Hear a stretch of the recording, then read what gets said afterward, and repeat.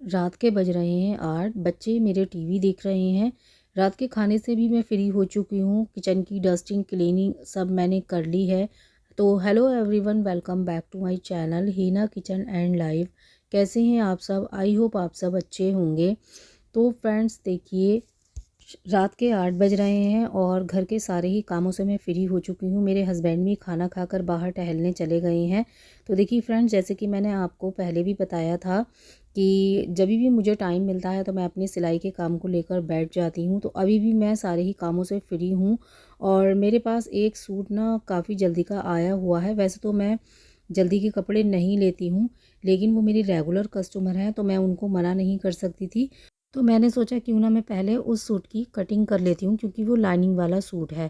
तो देखिए फ्रेंड्स, यहाँ पर मेरे पास ना ये अब गर्मियों के कपड़े भी सिलने के लिए आने लगे हैं। सर्दियों के कपड़े भी मैं फ़िलहाल अभी सिल रही हूँ, लेकिन उसी के साथ ना ये गर्मियों के कपड़े भी आना स्टार्ट हो गए हैं। तो फ्रेंड्स देखिए, सूट की कटिंग तो होती ही रहेगी, साथ ही मैं आप लोगों के साथ आज एक मेन टॉपिक शेयर करने वाली हूँ। मेरे आसपास, मेरे घर के आसपास ही ना एक लेडी रहती हैं। उन्होंने अभी 2 महीने पहले होम बुटीक अपना स्टार्ट किया है, यानी घर से अपने सिलाई के काम को स्टार्ट किया है। लेकिन अब प्रॉब्लम ये थी कि उनके पास ना कस्टमर नहीं आ रहे हैं। तो वो मुझसे बोल रही थी कि आप मुझे कोई तरीका बताएं कि जिससे कि मेरे पास भी कस्टमर आने लगें। तो मैंने उनको कुछ ट्रिक्स ऐसी बताई कि जिससे उनके पास कस्टमर आने लगे हैं और उन ट्रिक्स को मैंने खुद ने भी फॉलो किया है। तो मैंने सोचा क्यों ना एक वीडियो बनाकर आप लोगों के साथ भी शेयर किया जाए कि अगर आपने भी घर से सिलाई का काम स्टार्ट किया है और आपके पास भी कस्टमर नहीं आ रहे हैं, तो वो कौन से तरीके हैं जिन्हें अपनाकर आपके पास कस्टमर की लाइन लग जाए। तो फ्रेंड्स देखिए, मैं अपनी बात कर रही हूँ। जब मैंने सिलाई का काम स्टार्ट किया था तो उस वक्त फ़ोन इतने नहीं चलते थे, क्योंकि मुझे काफ़ी साल हो गए हैं सिलाई के काम को करते हुए। तो उस वक्त इतने फ़ोन नहीं थे। तो मैंने तो अपने आसपास के जो मेरे करीबी रिश्तेदार थे, जैसे कि मेरी खाला, मेरी बड़ी बहन, तो मैंने उनके कपड़ों से स्टार्टिंग की थी अपनी घर की सिलाई, अपने होम बुटीक की।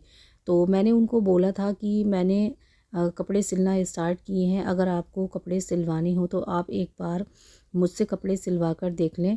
तो जब मैंने उनके कपड़े सिए तो उनको काफ़ी पसंद आए और उन्होंने फिर मुझसे ही कपड़े सिलवाना स्टार्ट कर दिए और आज भी मैं उनके कपड़े सिलती हूँ।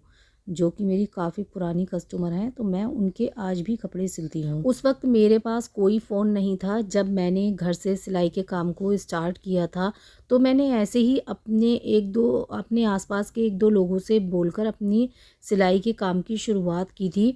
अपने कस्टमर बनाए थे। लेकिन आजकल तो हर किसी के पास स्मार्टफ़ोन है और हर कोई सोशल मीडिया पर और दूसरे प्लेटफ़ॉर्म पर एक्टिव है। तो आपको करना क्या है कि आप अपने व्हाट्सएप ग्रुप पे या फिर आप अपने फ़ेसबुक पर अपने सिलाई के काम का ऐड कर सकते हैं।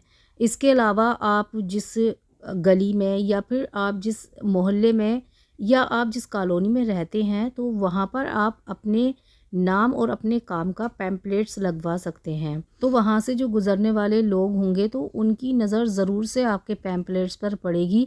तो उनमें से 1-2 लोग ऐसे ज़रूर होंगे कि जिनको सिलाई की ज़रूरत होगी और वो आपसे कांटेक्ट ज़रूर से करेंगे। दूसरी जो चीज़ है वो है हमारी सिलाई में फिनिशिंग और फिटिंग। देखिए, अगर हम किसी के कपड़े सिल रहे हैं और वो हमारा पहला ही कस्टमर है, तो हमें उसके कपड़े फिनिशिंग के साथ और अच्छी फिटिंग के साथ सिलने हैं। कोई जल्दबाजी नहीं करनी है, भले से ही हमें सिलने में थोड़ा टाइम और लगे। देखिए, जब हम किसी का काम अच्छे से फिनिशिंग के साथ करके देंगे ना, तो वो दोबारा से हमारे पास तो आएगा ही, साथ ही वो दूसरे लोगों को भी हमारे पास लाएगा। क्योंकि वो होता है ना कि जब हम किसी के काम का किसी जब हमें भी किसी का कोई काम पसंद आता है, तो हम दूसरों को भी बताते हैं कि मैंने वहाँ से काम करवाया है, वहाँ मैंने ये कपड़े सिलवाए हैं। तो दूसरे लोग भी अच्छा काम देखकर वहाँ जाते ही जाते हैं। तो इसलिए आप कपड़ों को फिनिशिंग के साथ सिलकर दीजिए। इसी के साथ आपको कपड़ों की फिटिंग पर भी ध्यान देना है। अगर मैं अपनी बात करूँ ना, तो फ्रेंड्स देखिए, मैं ना कपड़ों में फ़िटिंग बहुत अच्छी देती हूँ। बहुत सारे कस्टमर बस फ़िटिंग की वजह से ही मुझसे कपड़े सिलवाते हैं। उन्हें मेरे कपड़ों की फ़िटिंग इतनी पसंद आती है कि वो कहीं और कपड़े सिलवाना पसंद ही नहीं करते हैं। देखिए आजकल क्या है ना, हर लेडी को कपड़ों की फ़िटिंग अच्छी चाहिए होती है। ये नहीं कि कहीं से आपने कपड़े को लूज़ कर दिया और कहीं से टाइट कर दिया, ऐसा नहीं, बल्कि जो कस्टमर का कपड़ा है उसी के अकॉर्डिंग हमें कपड़ों में फ़िटिंग देनी है। तो जब हमारे सिले हुए कपड़ों में फ़िनिशिंग और फ़िटिंग के साथ हम किसी के कपड़े सिलकर देंगे, तो ज़ाहिर-सी बात है कि कस्टमर हमारे पास आएँगे ही आएँगे और हमें कहीं दौड़ने भागने की कोई ज़रूरत नहीं है। हमारे पास खुद ब खुद कस्टमर चलकर आएँगे, हमारा काम देखकर। इसके अलावा फ्रेंड्स, थोड़ी बहुत डिज़ाइनिंग पर भी आपको ध्यान देना है। अगर कोई कस्टमर आपके पास डिज़ाइनर कपड़े सिलवाने आता है और अगर आप उससे ज़्यादा बेहतर करके दे सकते हैं, तो आप उसके लिए भी उसे सजेस्ट करें। मैं क्या करती हूँ कि अगर कोई कस्टमर मेरे पास आता है डिज़ाइनर कपड़े सिलवाने के लिए और कोई डिज़ाइन वो मुझे अपना बताता है और उस कपड़े में मैं उससे ज़्यादा बेहतर डिज़ाइन बना सकती हूँ, तो मैं उसके लिए कस्टमर को सजेस्ट करती हूँ कि आप ये डिज़ाइन नहीं, इन कपड़ों में ये डिज़ाइन बनवा लें। और कस्टमर मेरी बात को मानते भी हैं और जब मैं वो डिज़ाइन बना के देती हूँ तो उनको पसंद भी आते हैं। तो इससे क्या होता है कि इससे हमारे कस्टमर बढ़ते हैं।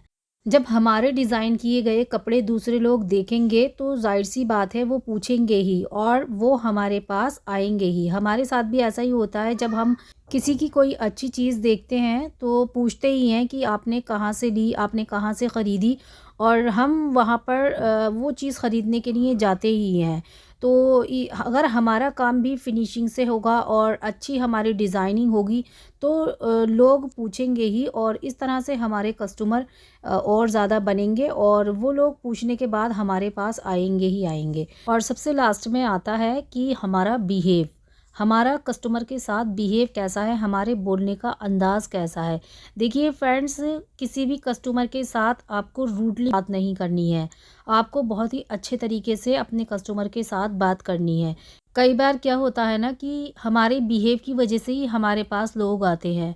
ऐसा होता है ना कि लोग बोलते हैं कि उनका बिहेव बहुत अच्छा है, वो बहुत अच्छे से बात करती हैं, तो इस वजह से भी हमारे पास लोग आते हैं। तो आपको कभी भी किसी कस्टमर के साथ रूडली बात नहीं करनी है। देखिए बहुत सारी लेडीज़ में ये होता है कि अगर उनको फ़िक्स प्राइस भी बताओ ना, तो वो पैसे कम ही करती हैं। तो उसमें भी आपको इस तरीके से बात करनी है कि उनको बुरा भी ना लगे और आपका काम भी हो जाए। ये नहीं कि आपने बस रूडली बोल दिया कि ये नहीं, हमारे इतने ही पैसे, मैं इतने ही पैसे लेती हूँ स्टिचिंग के, और नहीं आप कम नहीं करें। तो इस तरीके से आपको बात नहीं करनी है। आपको अपना बिहेव बहुत अच्छे से रखना है। अगर किसी कस्टमर को आप 10-20 रुपए कम कर देते हैं तो उससे आपके ऊपर कोई फ़र्क नहीं पड़ेगा, बल्कि वो आपकी रेगुलर कस्टमर बन जाएँगी, क्योंकि बहुत सारी लेडीज़ में ये आदत होती है कि वो मोल भाव करती ही हैं, और अगर उनको 10-20 रुपए कम हो जाते हैं ना, तो वो खुश भी हो जाती हैं। तो आप कोशिश करें कि आपके यहाँ से कस्टमर खुश होकर जाए। तो जब कस्टमर आपके पास से खुश होकर जाएगा तो ज़ाहिर-सी बात है दोबारा वो वापस लौटकर भी आएगा और अपने साथ 1-2 को और लेकर आएगा। तो फ्रेंड्स, अगर आपने भी सिलाई का काम स्टार्ट किया है और आप भी परेशान हैं कि आपके पास कस्टमर नहीं आ रहे हैं, तो जो तरीके मैंने आपको बताए हैं, आप उन तरीक़ों को फ़ॉलो करें, आप उन ट्रिक्स को अपनाएं, तो इंशाअल्लाह ताला आपके पास ना कस्टमर की लाइन लग जाएगी। मैंने खुद इन तरीक़ों को, इन ट्रिक्स को मैं खुद फ़ॉलो करती हूँ, और जिस लेडी के बारे में मैंने आपको स्टार्टिंग में बताया था, तो उनको भी मैंने ये सारी चीज़ें बताई और कहा कि आप इनको फ़ॉलो करें, तो आपके पास कस्टमर की लाइन लग जाएगी। और उन्होंने ऐसा ही किया और अब वो उनके पास काफ़ी कस्टमर आने लगे हैं और उनका सिलाई का काम काफ़ी अच्छा चल रहा है। तो फ्रेंड्स, मेरी कुर्ती की कटिंग भी यहाँ पर हो गई है। तो फ्रेंड्स, आज की ये वीडियो, आज का ये व्लॉग अगर आपको थोड़ा सा भी पसंद आए तो एक लाइक ज़रूर से कर देना। और मेरी वीडियो ने आपको कितना मोटिवेट किया, मेरी वीडियो आपके लिए कितनी हेल्पफुल साबित होती है, आप कमेंट सेक्शन में ज़रूर से बताना। तो मिलते हैं नेक्स्ट किसी और मोटिवेशन वीडियो के साथ, तब तक के लिए अल्लाह हाफिज़।